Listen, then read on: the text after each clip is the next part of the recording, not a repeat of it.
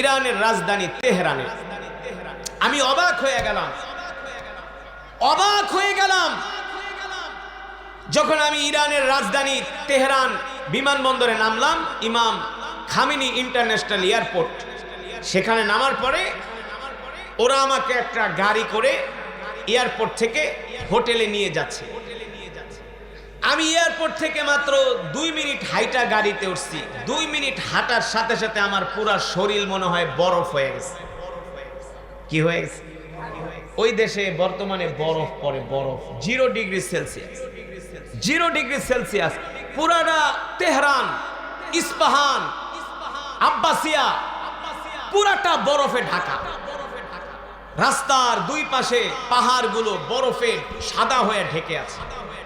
তোরা আমাকে যখন হোটেলে নিল, আমি জিজ্ঞেস করলাম আমার প্রোগ্রামের শিডিউল কয়টায়? বললো তোমার প্রোগ্রামের শিডিউল রাত 10টায়। আমি বললাম মিয়া, তুমগো দেশে যেই বরফ পড়ে এই 10টা বাজে কি মানুষ আসবে নাকি? বলে আসবে না, আসবে, প্রোগ্রামে যাই দেখো। বিশ্বাস করেন, আমি প্রোগ্রামে গেলাম রাত 10টায়। তেহরান থেকে আমাকে গাড়িতে করে প্রোগ্রামের ভেন্যুতে নিয়ে গেল। যখন আমি প্রোগ্রামের কাছে গেলাম, রাস্তার 2 পাশ বরফ আর বরফ। গাড়িগুলো বরফে ঢেকে গেছে। আমি আশ্চর্য হয়ে গেলাম, এই বরফ যদি বাংলাদেশে পড়তো তাহলে আমার দেশের মানুষ কোরআনের মাহফিলে আসা তো দূরের কথা, নামাজই পড়তো না।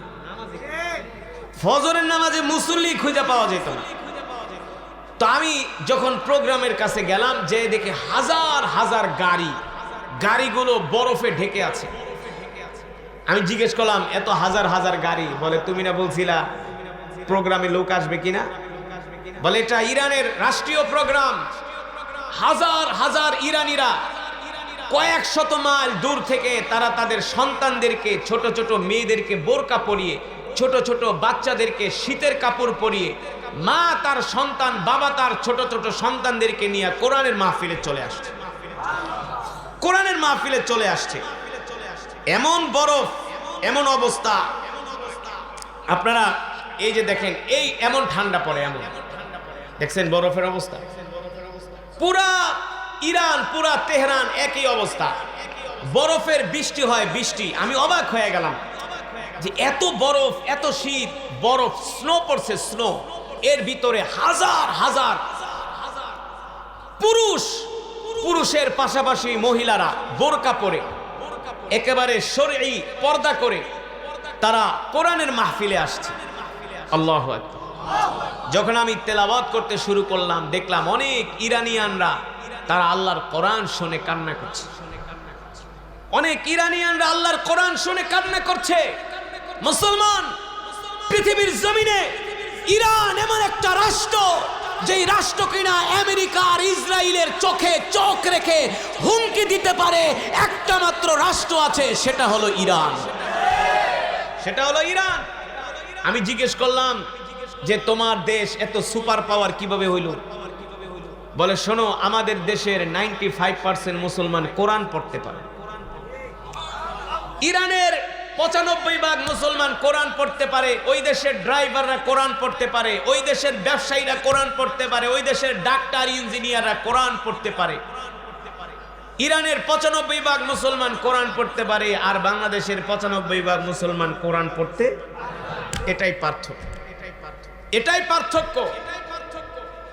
মুসলমান, আল্লাহ রাব্বুল আলামিন কোরআনুল কারীমের মধ্যে বলছেন, ও বান্দা, ওয়ানুনাজ্জিলু মিনাল কুরআনি মা হুয়া শিফাউ ওয়া রাহমাতুল লিল মুমিনিন ওয়া লা ইয়াজিদুজ যালিমিনা ইল্লা খাসারা।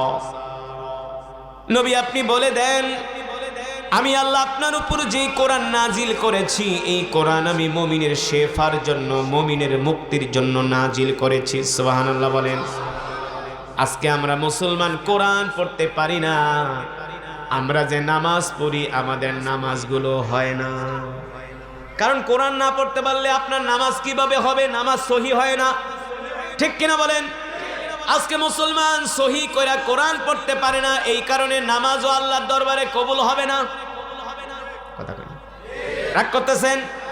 আল্লাহ রাব্বুল আলামিন তারপরেও বলছেন, বান্দারে হতাশ হয়ো না, নিরাশ হয়ো না, আমি আল্লাহ তোমাদের জন্য রহমান, আমি আল্লাহ তোমাদের জন্য রহিম। সুবহানাল্লাহ বলে।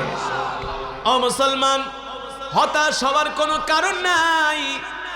আল্লাহর নবী, বিশ্ব নবী রহমাতুল লিল আলামিন বলেন, আল্লাহ